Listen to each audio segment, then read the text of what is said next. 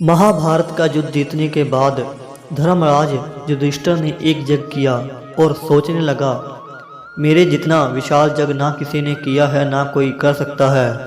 भगवान कृष्ण जो कि सब जानते थे, जब भी इंसान का कुछ अच्छा होता है तो वह स्वयं को उसका कर्ता मानता है और अगर कुछ बुरा होता है तो भगवान को दोष देता है।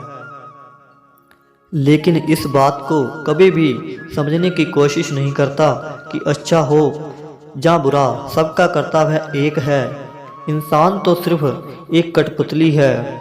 उसी यज्ञ में एक नेवला आया जिसका आधा शरीर सोने का था।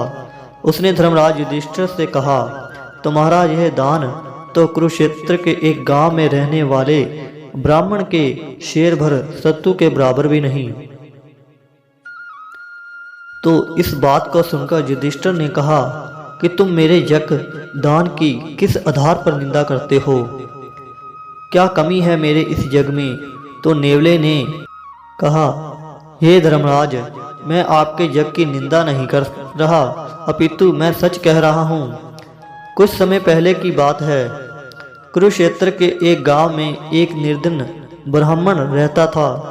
वह भिक्षा मांगकर अपना और अपने परिवार का गुजर बसर करता था। एक बार अकाल पड़ने के कारण घर में कुछ भी खाने को नहीं बचा और भिक्षा भी कहीं से नहीं मिली, तो कुछ दिन तो उन्हें भूखे ही रहना पड़ा।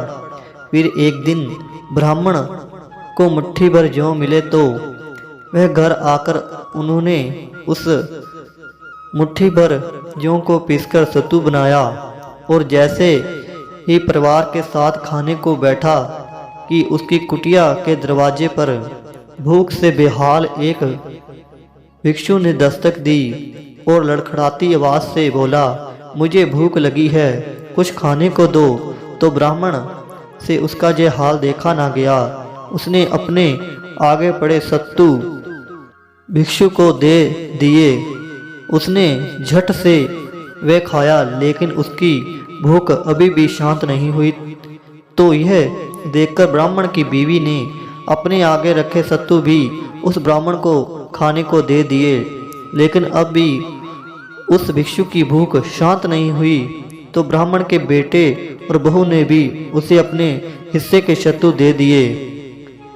धन्य है ब्राह्मण और उसका परिवार जो खुद भूखा रह गया, लेकिन दर पर आए को भूखा नहीं रहने दिया। यह त्याग देखकर वह भिक्षु जो देव था, वह अपने रूप में आया और कहा कि भूख इंसान की बुद्धि को नष्ट कर देता है, लेकिन तुमने सब कुछ सहन करके अपने हिस्से का भी दान किया, तुम्हारा जस सदा बना रहेगा। यह कहकर उस देव ने ब्राह्मण और उसके परिवार को स्वर्ग में भेज दिया। उस ब्राह्मण के घर के पास मेरा बिल था। मैं उसके घर पहुंचा, उस खाने वाली जगह को सूंघने लगा। उसी समय मेरा आधा शरीर सोने का हो गया। मैं तब से अनेकों जग में गया, लेकिन मेरा बाकी का शरीर सोने का नहीं हुआ। जब मैंने आपके यज्ञ का प्रताप सुना तो लगा कि शायद मेरा बाकी शरीर भी आपके हो रहे जग में आने से सोने का हो जाएगा। तो मैं चला आया, लेकिन यहाँ आकर भी मेरा शरीर सोने का नहीं हुआ। इसलिए मैंने हंसते हुए कहा था कि आपका जग ब्राह्मण के शेर भर सत्तू के बराबर भी नहीं।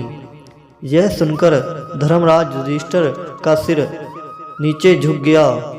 उन्हें अपने अभिमान पर लज्जा आ रही थी कि मैं कुछ करने वाला नहीं हूँ, करने वाला तो वह परमात्मा है।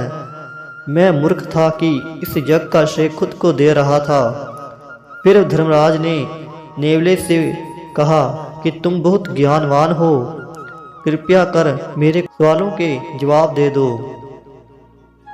धर्मराज ने फिर कहा, भगवान की सच्ची सेवा क्या है?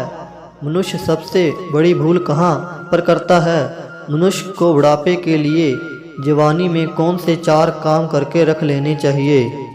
नेवले ने कहा, भगवान की सच्ची सेवा है जीवों पर दया करना, उनकी मदद करना, भूखे को खाना देना, प्यासे को पानी देना, भटके हुए को रास्ता दिखाना।